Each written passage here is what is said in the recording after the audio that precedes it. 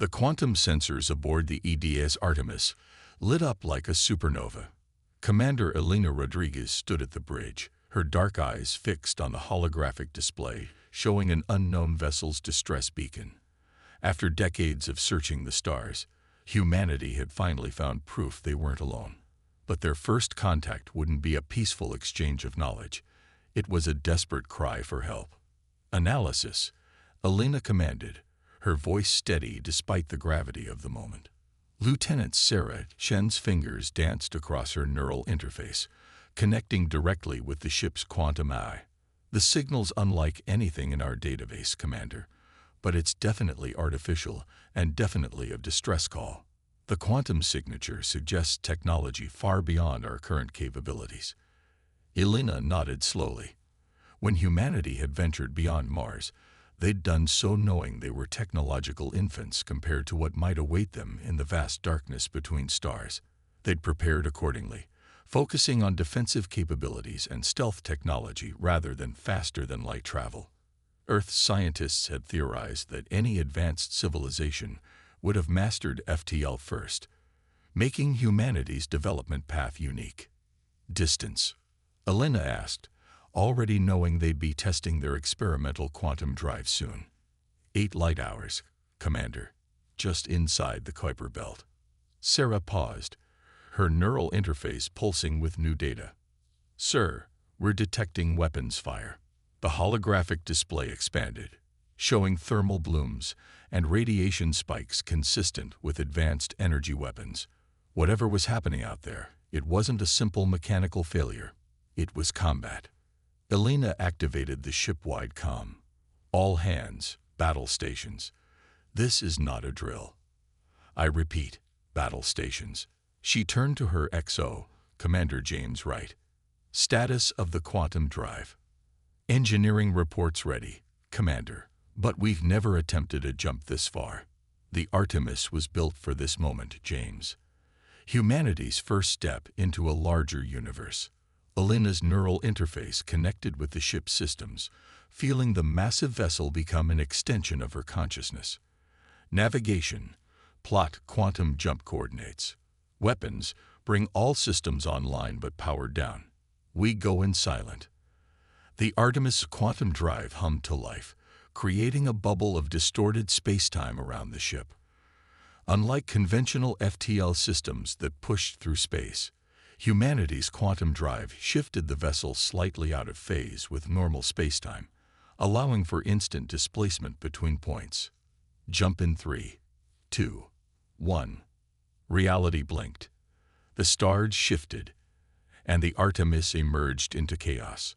A massive vessel of crystalline architecture was under attack by 3 predatory-looking ships, their hulls covered in what appeared to be biological armor. Energy weapons lashed out, eating away at the crystalline ship's failing shields. Analysis. Elena barked, her mind already running through tactical scenarios through her neural interface. The crystalline vessel matches the distress signal, Commander. Its technology is incredibly advanced, but their weapons appear to be purely defensive. The attacking ships. Sarah's voice trailed off.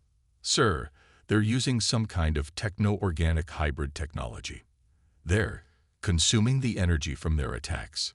Elena's jaw tightened. Humanity had theorized about such technology. Weapons that didn't just destroy but absorbed and repurposed their target's energy. They'd developed countermeasures, of course. Earth's history of warfare had taught them to prepare for every possibility. Tactical status of our quantum stealth system. Fully operational, Commander. We're completely invisible to conventional sensors. Elena allowed herself a grim smile. The Artemis represented humanity's approach to space exploration. Hope for the best, prepare for the worst. While other species had focused on faster-than-light travel and energy weapons, Earth had developed quantum stealth technology and hybrid offensive systems that combined traditional kinetic weapons with energy-based attacks.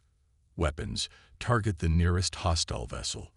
Load quantum-tipped kinetic rounds and prepare to drop stealth on my mark. Elena's neural interface connected with the targeting systems, allowing her to aim with thought-speed precision. Let's show these attackers why humanity's different development path wasn't an accident. The Artemis's main guns rotated silently in space, tracking the predatory vessels.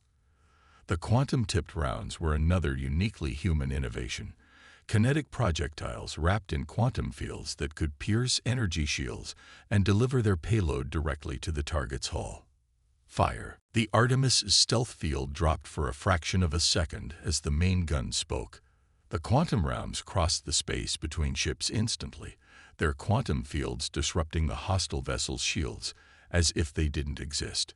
The kinetic impact that followed tore through the biological armor like tissue paper. Direct hits, Sarah reported, her voice tight with excitement. Enemy vessels' bio-armor is failing. Their energy absorption systems are offline. They're breaking apart. The remaining hostile ships turned with surprising speed, finally registering the threat that had materialized among them. But Elena was already implementing humanity's first contact protocols, which included showing potential adversaries exactly why picking a fight with Earth would be their last mistake. All batteries, open fire. Show them what happens when you hunt in humanity's backyard. The Artemis unleashed its full arsenal, combining quantum kinetic rounds with conventional energy weapons in a display of firepower that lit up space like a newborn star.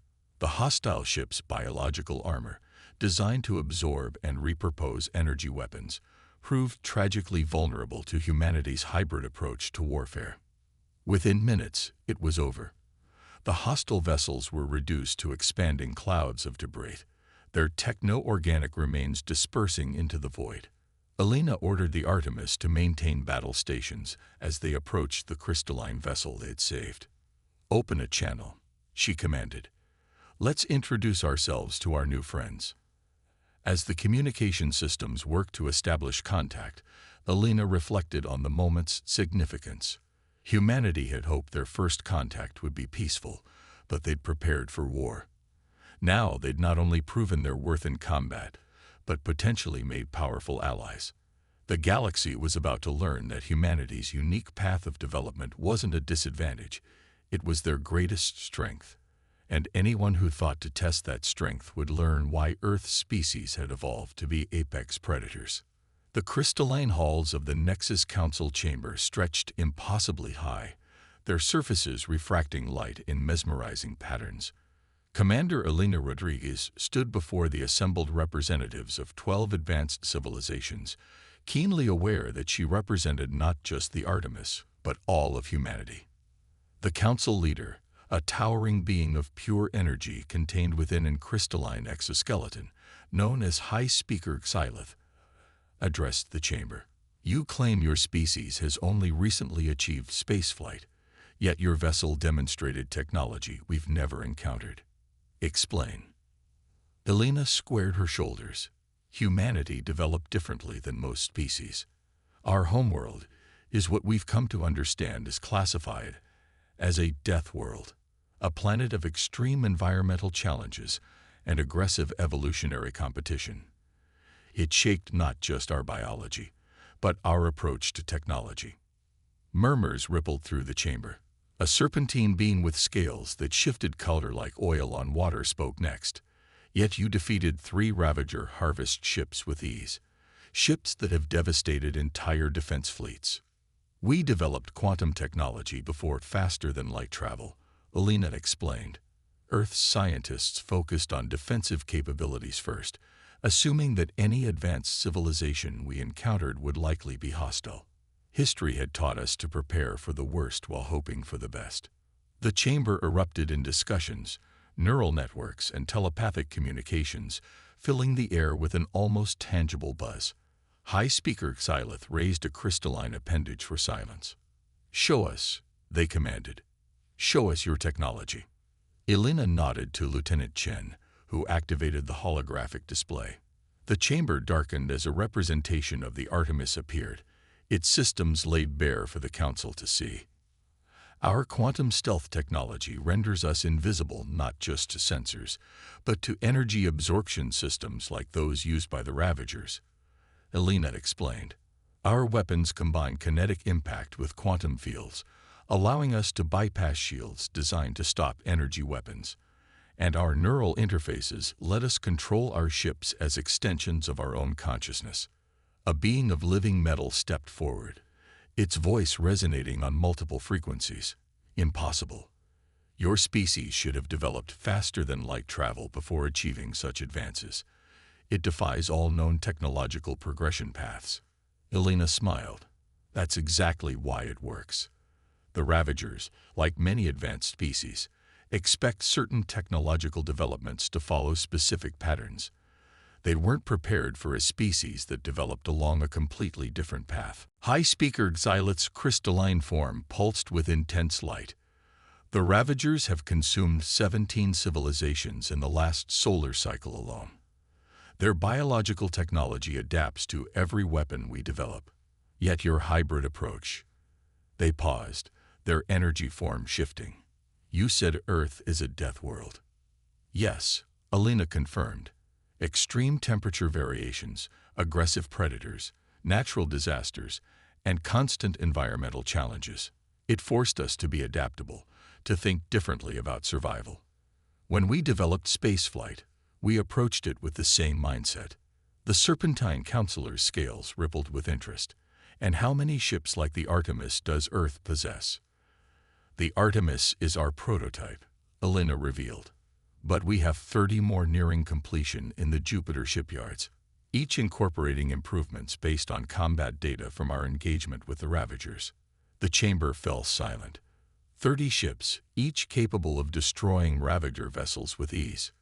The implications were staggering. High-speaker Xylith's voice resonated through the chamber. Commander Rodriguez, the Nexus Alliance has fought the Ravagers for 300 cycles. We've lost worlds, whole civilizations to their hunger. Your species, barely into its space age, has demonstrated more effective combat capabilities than our combined fleets. Elena understood what wasn't being said.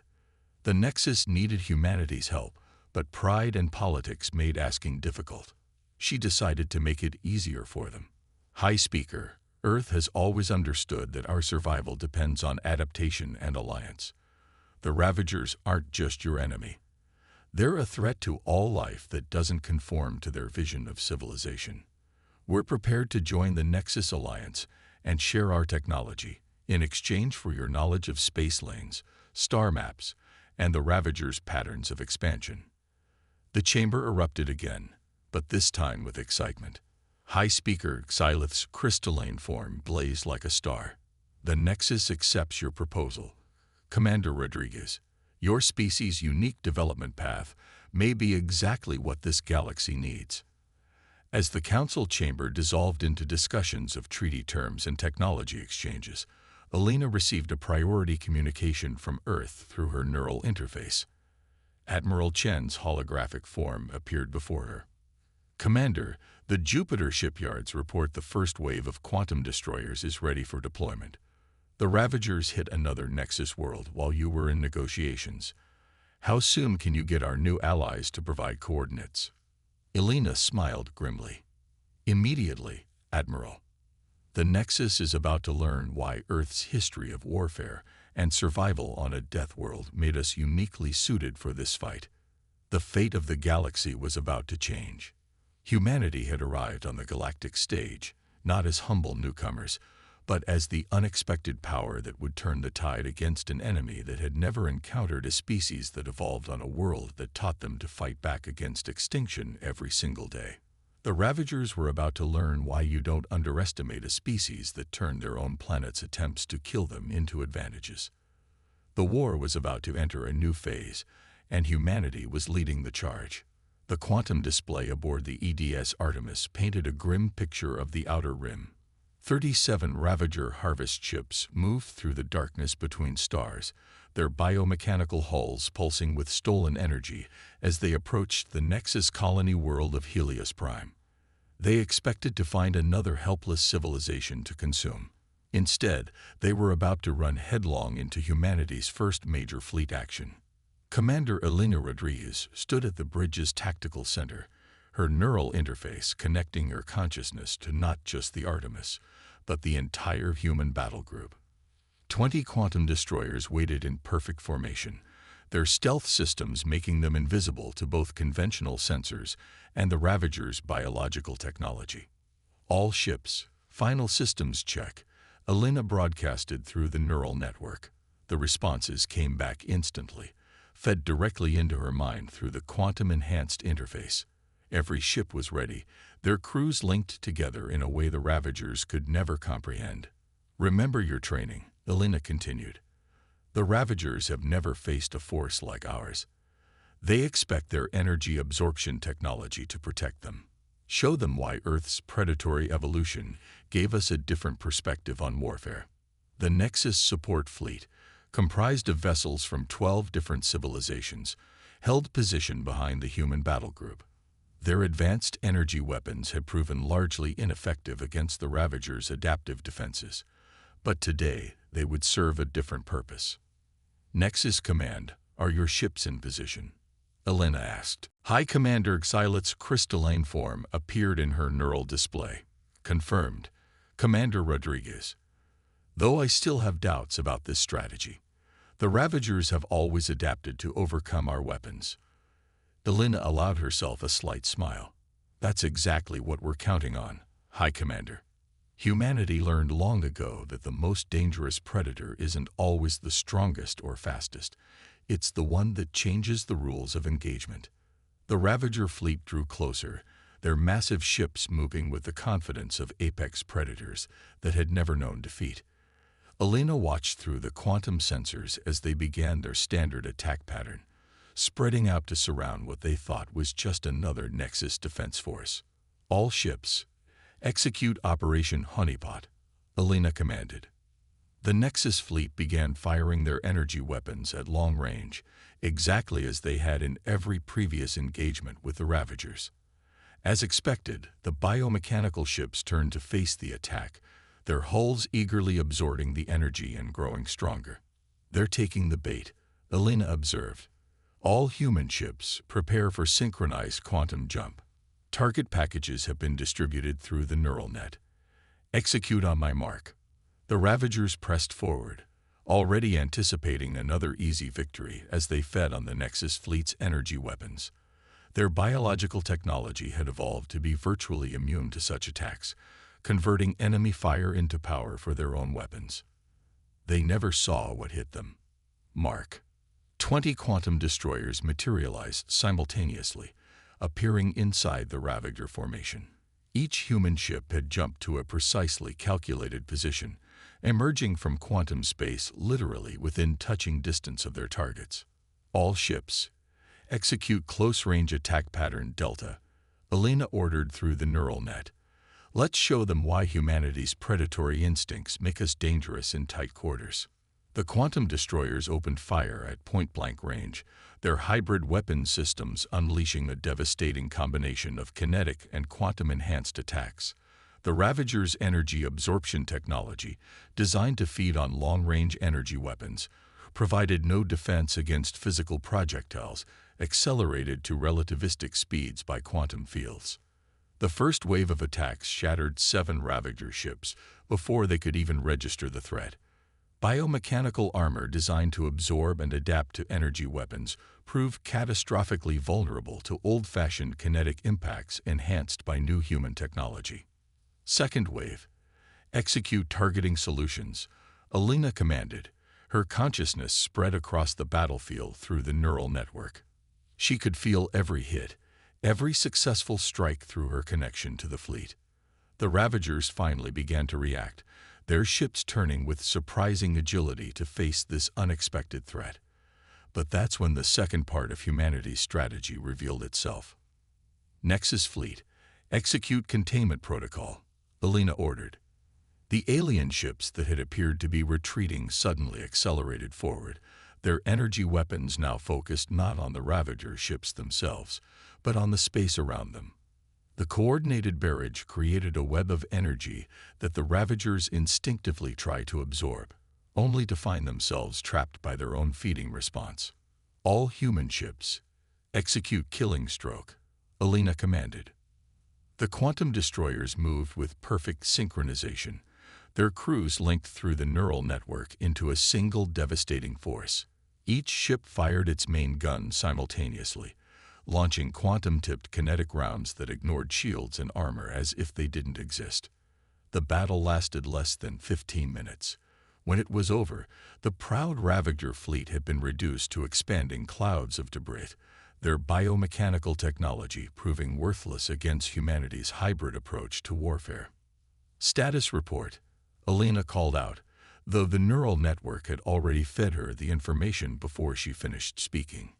19 confirmed kills, Lieutenant Chen reported formally for the record. The remaining Ravager ships are attempting to retreat, but their biological systems appear to be in shock. They've never experienced losses like this. High Commander Xylith's voice came through the comm, their crystalline form vibrating with what might have been excitement. In 300 cycles of warfare, we've never seen anything like this. Your species' understanding of predatory warfare is unprecedented. Alina nodded, already processing the battle data through her neural interface. This was just the beginning, High Commander. The Ravagers thought they were the galaxy's apex predators, but they've never encountered a species that evolved on a death world. Earth's entire history has been about adapting to overcome superior forces. As the human fleet regrouped and began pursuit of the fleeing Ravager ships, Alina couldn't help but feel a grim satisfaction. The galaxy was about to learn why humanity's unique evolution and development had created not just another spacefaring species, but something the Ravagers had never encountered before, a predator sophisticated enough to turn their own advantages against them. The encrypted quantum transmission reached the Artemis during the fleet's victory celebration. Commander Alina Rodriguez excused herself from the Nexus diplomatic reception, her neural interface already processing the coded message as she made her way to secure communications. Lieutenant Chen was waiting for her, face grim. "Commander, you need to see this." The holographic display sprang to life, showing Admiral Chen's worried face. "Alina, our quantum AI analysis of the battle data revealed something disturbing. The Ravagers knew exactly where the Nexus fleet would be. They had our allies' defensive formations before the battle even started." Alina's blood ran cold. "That's impossible unless they had inside information," the Admiral finished. "We've detected quantum irregularities in the Nexus communication network. Someone's been feeding the Ravagers intelligence for years. The fall of those 17 civilizations wasn't just due to superior technology. They were betrayed from within." Alina's mind raced, her neural interface pulling up battle records and diplomatic logs. "The Nexus Council. Some of them opposed sharing technology with us, said we were too primitive, too unpredictable." "Exactly," Admiral Chen nodded. "Our arrival threatened someone's plans. The question is, who benefits from the Ravagers' expansion?" Before Alina could respond, her quantum sensors detected an energy spike in the Nexus flagship's drive system. Her enhanced reflexes, coupled with the neural interface, allowed her to react instantly. "All hands, battle stations. Nexus flagship's quantum core is going critical." The Artemis's warning spread through both human and Nexus networks. Ships scattered as the massive crystalline vessel began to break apart, its power systems overloading in what appeared to be a catastrophic failure. But Alina's quantum sensors told a different story. "That's not an accident," she broadcasted. "The energy signature is concentrated, directed. Someone's trying to make this look like a technical failure." Through her neural interface, Alina coordinated with the human fleet. Quantum-enhanced sensors probed the debris field, tracking energy patterns and material dispersal. Within seconds, they detected what conventional sensors would have missed: a small ship, cloaked with technology that mimicked Ravager biosignatures, slipping away from the destruction. "All ships, target bearing 227 Mark 45. Alina commanded. "Do not let that vessel escape."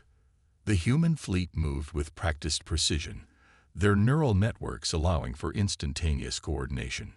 Quantum destroyers took up flanking positions while the Artemis led the pursuit. The fleeing ship was fast, its hybrid technology combining Nexus quantum drives with Ravager biomechanics.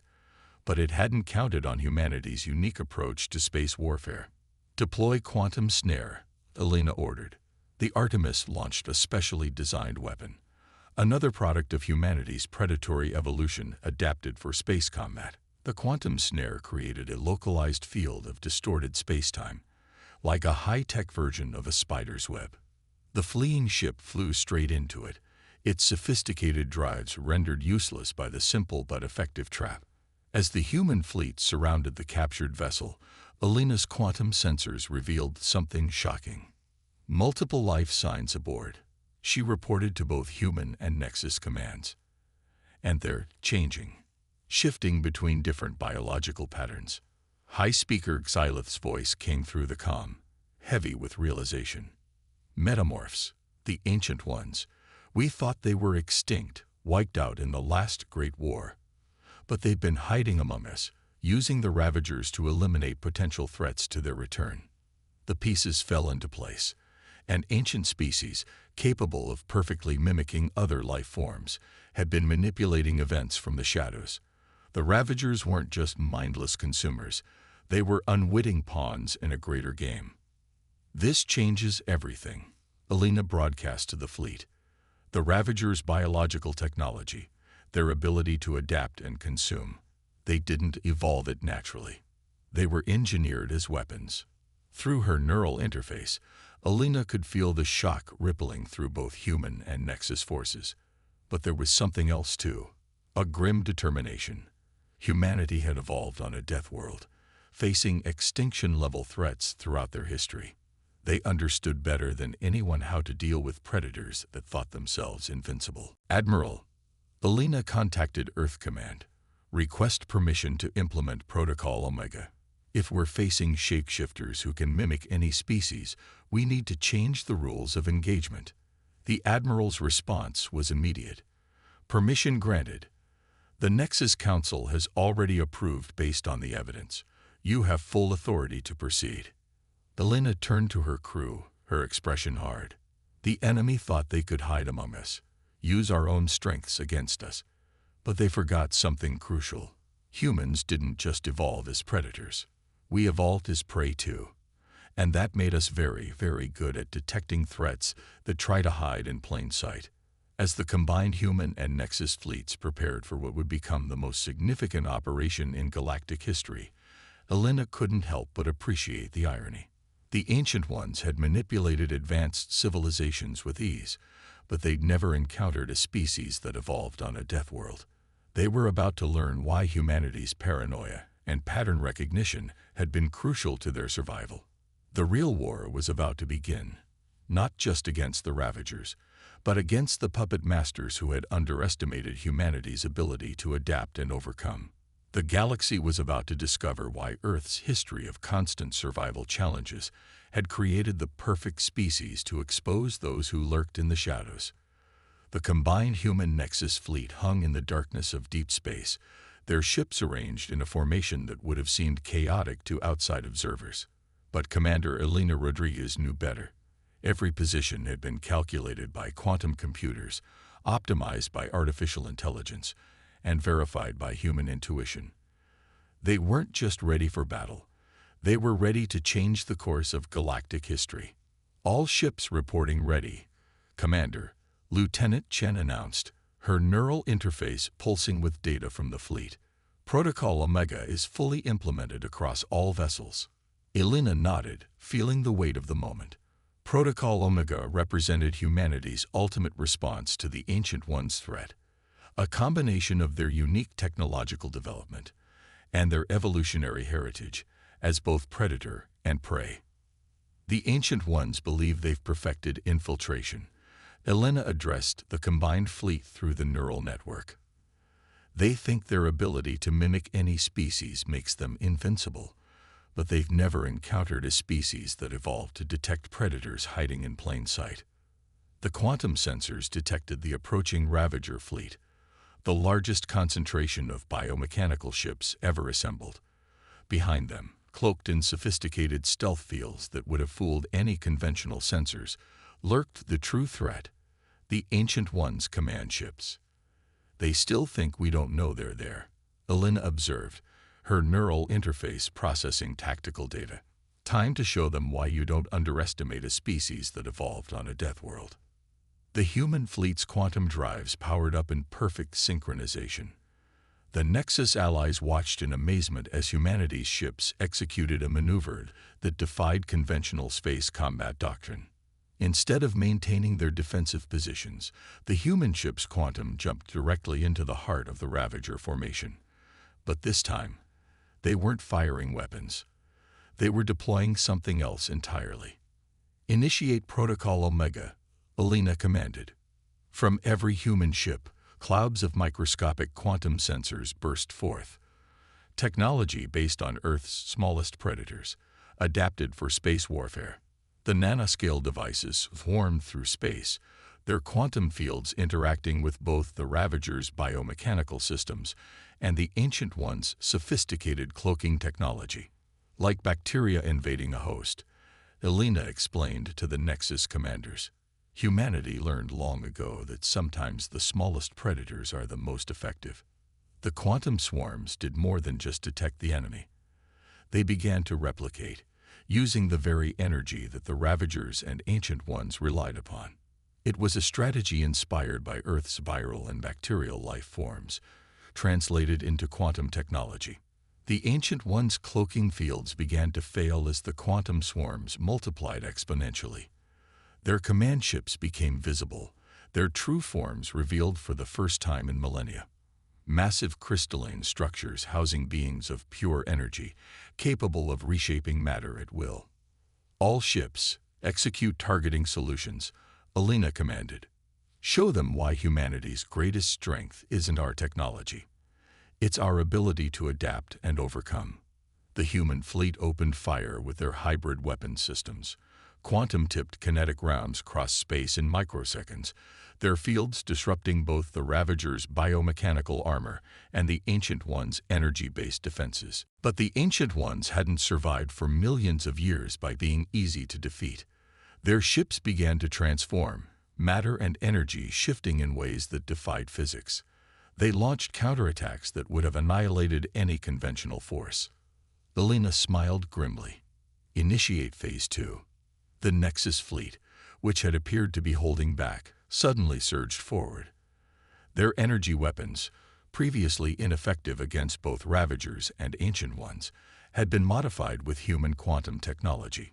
Each shot carried a payload of the quantum swarms, infecting the enemy's adaptive systems with chaos. "Your greatest strength is also your greatest weakness," Alina broadcast on all frequencies, knowing the Ancient Ones would hear. "You rely on being able to adapt and transform. But Earth's evolution taught us that sometimes the simplest approach is the most effective." The quantum swarms had reached critical mass. They weren't just disrupting the enemy's systems, they were transforming them. The Ravager's biomechanical technology began to turn against its masters, their adaptive nature becoming their undoing. The Ancient Ones' command ships tried to retreat, their matter-energy forms attempting to quantum jump to safety. But humanity had planned for this too. "All ships, activate quantum lock," Alina ordered. The human fleet generated a massive quantum field, trapping the Ancient Ones in normal space. It was technology reverse-engineered from their own captured vessel, combined with humanity's unique understanding of predator-prey relationships. "You engineered the Ravagers to be the perfect predators," Alina transmitted to the trapped Ancient Ones. "But you forgot something crucial. On Earth, even the apex predators eventually meet their match." The battle that followed was brief but decisive. The Ancient Ones, stripped of their ability to hide and adapt, faced the combined might of humanity's innovative warfare and the Nexus's advanced technology. Their command ships, for all their sophistication, proved vulnerable to weapons designed by a species that had spent its entire evolution learning to overcome superior forces. As the last Ancient One vessel succumbed to the quantum swarms, Alina felt no triumph, only grim satisfaction. Humanity had proven itself not just as warriors, but as protectors. They had used their unique evolution and development to save a galaxy that had never expected help from such a young species. "All ships, stand down from combat status," Alina ordered. "Begin recovery operations." The quantum display showed the aftermath. Disabled Ravager ships, their biomechanical systems rendered inert by the quantum swarms, and the shattered remains of the Ancient One's fleet. But more importantly, it showed the combined human Nexus fleet, still standing, still fighting. High-speaker Xylith's transmission carried both awe and respect. "Your species turned the enemy's greatest weapons against them. You didn't just fight them, you changed the very nature of the conflict." Alina's response was characteristically human. "That's what happens when you evolve on a world that tries to kill you every day. You learn to adapt, to overcome, and most importantly, to protect others from experiencing the same threats." As the fleet began the long process of securing their victory, Alina knew this wasn't really an ending. It was a beginning. Humanity had proven itself ready for a larger role in galactic affairs. They had shown that sometimes the youngest species could be the wisest, and that evolution on a death world had created not just survivors, but guardians. The galaxy would never be the same. And that was exactly what humanity had been preparing for all along.